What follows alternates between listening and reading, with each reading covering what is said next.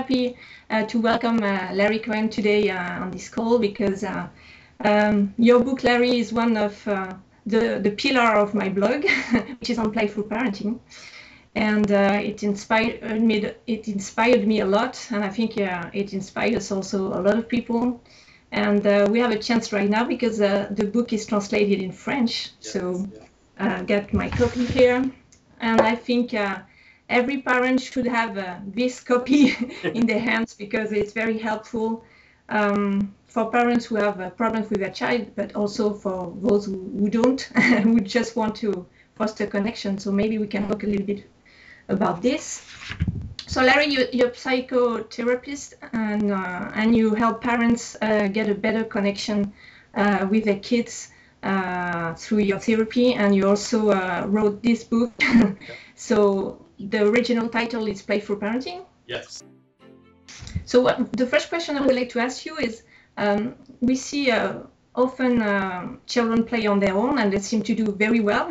Yep. And they also play very well, some of them at least, with other friends. Yeah. Why should we bother as parents play with our kids? Why should we get involved in the play? Yeah, that's a great question. I think it's also important for children to play alone and to play with friends. Yeah. I think that the parent-child relationship, the connection between parent and child, is the foundation for everything. It's the foundation for the healthy growth and development of the child. It's the foundation for sharing our values with our children. When they're little, we can tell them what to do, but when they grow up, then they can just say, oh, forget that.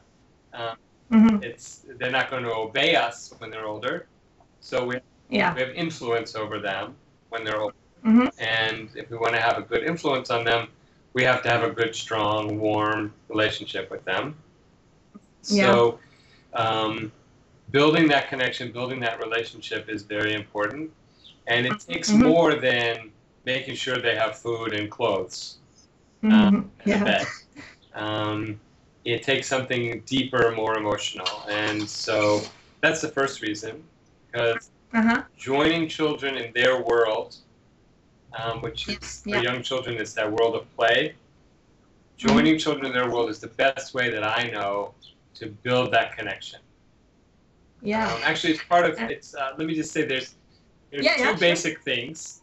One is love and affection, and that includes taking care of their basic needs. But more than that, because I could feed you, but I don't care about you. Yeah, but it's taking care of your needs and love and affection and playfulness, lighthearted. That's the main way to join and connect, and that's so important. And then there's also, as you said, with people, children having difficulties, that often they need an adult with them to play, to work out something like maybe a difficult birth or a difficult jealousy with a new baby, or a medical problem, or trouble at school, that they'll work that out with each other a little bit, but they need an adult to help them with that. Yeah, that's right. And play, actually, well, we as adults, we use words often to express what we feel, what we need to communicate. So is play so efficient because we use other ways of communicating through play? Exactly. Can we use words too? What's the best way to actually communicate with children? I think all communication is as much nonverbal as it is verbal. And the younger the child, the more nonverbal it is. Even, of course, with a baby, we're using words, but they don't understand the meaning of the words. They hear the music in the words. They hear the emotion behind the words. So even with words, there's a nonverbal part. That's right. And with play, so with young babies, the play is more physical. And then they become 3 or 4 years old, and the play is about make-believe and stories and imagination. And they get older, and the play is more games and activities, and so all of these types of things, which, there are words as part of it, but the play is the heart.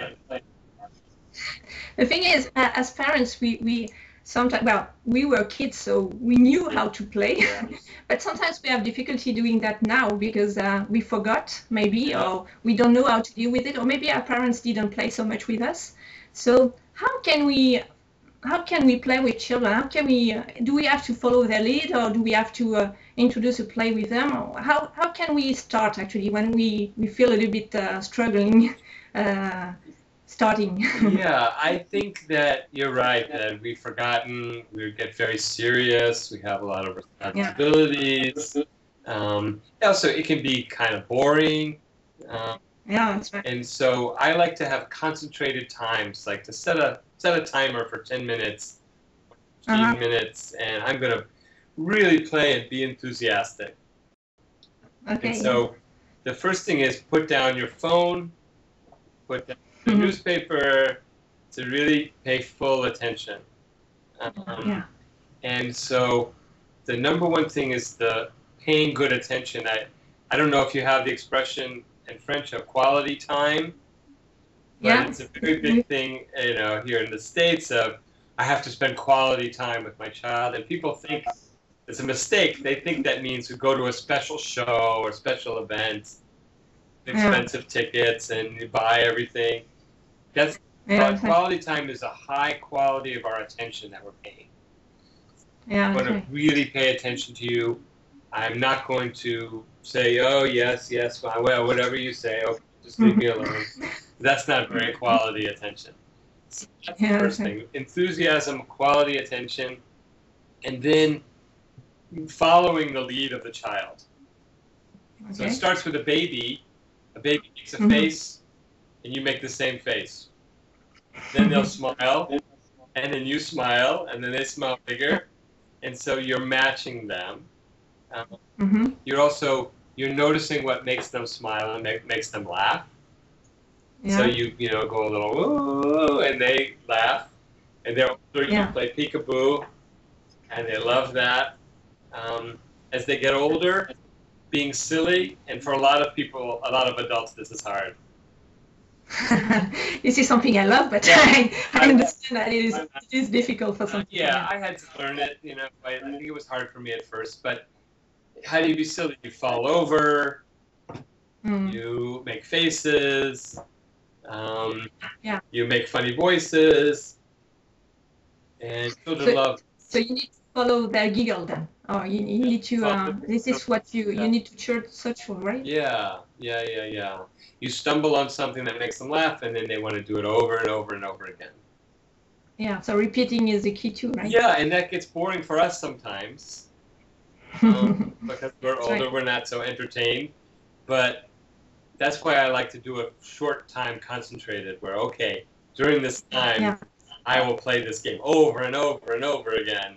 And be excited each time, like the same way my child is excited each time. Yeah.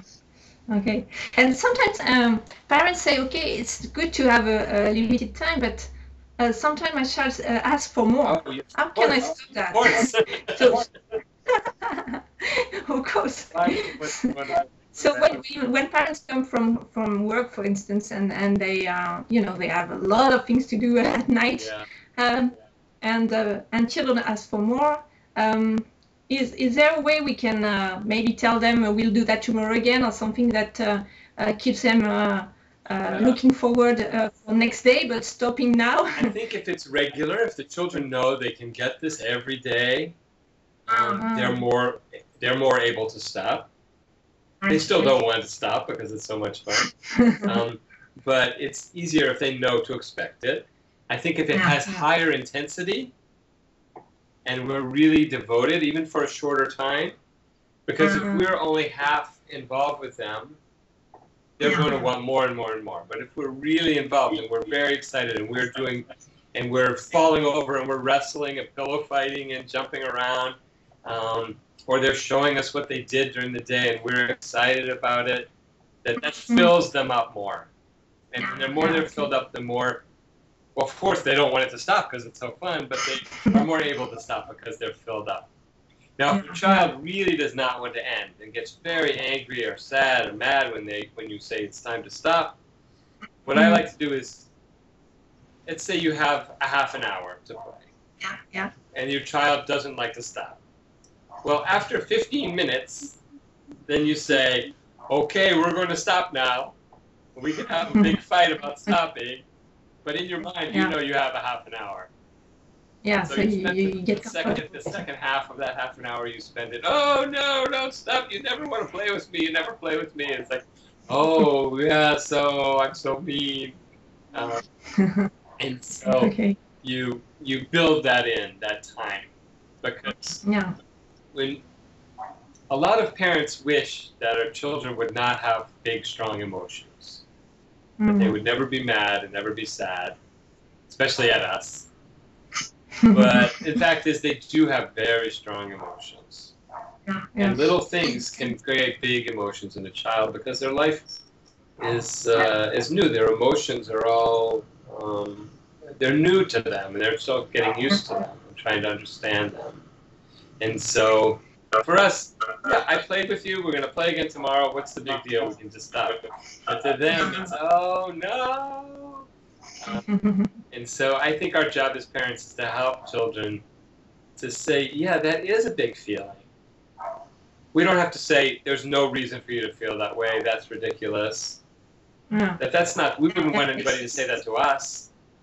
If you have a friend is like, I'm really, really sad. Oh, that's ridiculous. What are you sad about that for?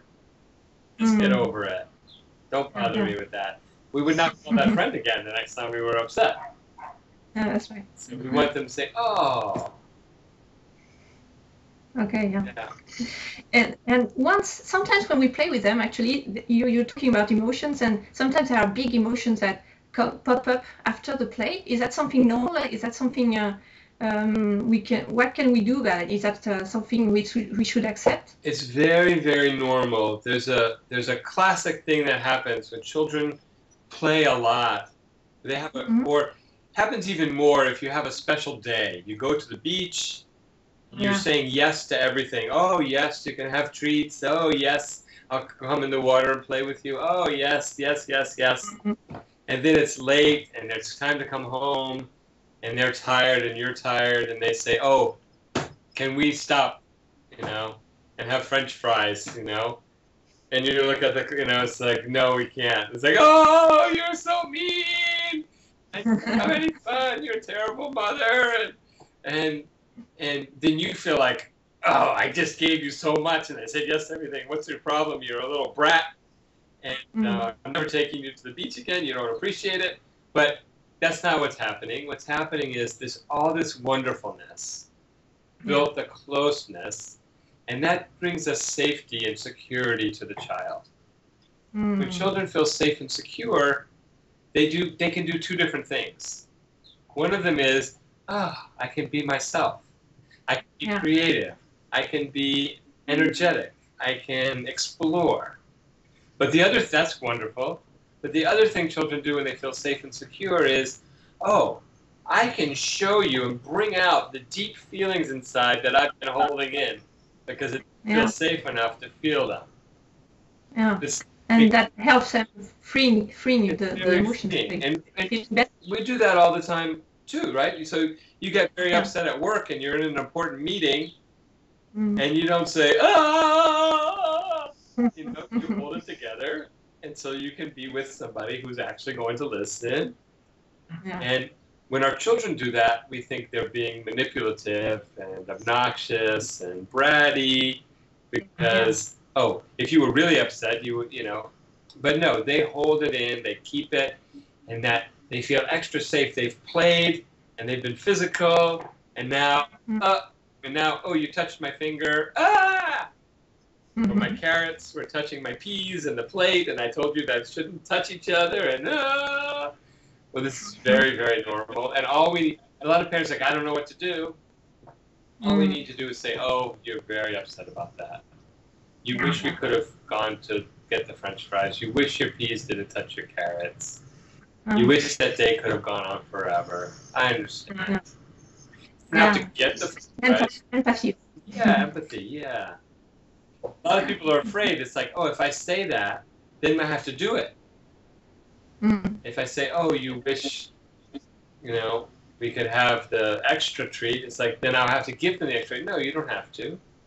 Yeah. You can just say, oh, you wish you had that. Yeah. And it was like, well, they'll cry. It's like, yes.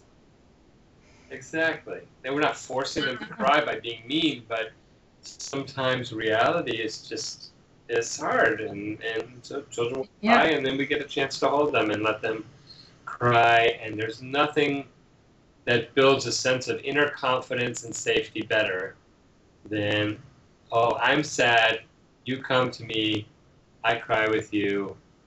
Yeah. You feel. You're here. You're there. You're here for them, even in difficult time or frustrating. I feel better. I feel better. And then growing up, now I've had that, and now I can handle things that are hard. Yeah. Okay. A lot of times, parents are afraid. It's like, if I baby them, if I hold a child, then they won't be able to handle things when they grow up. But it's the opposite. They take you in, and then they have you.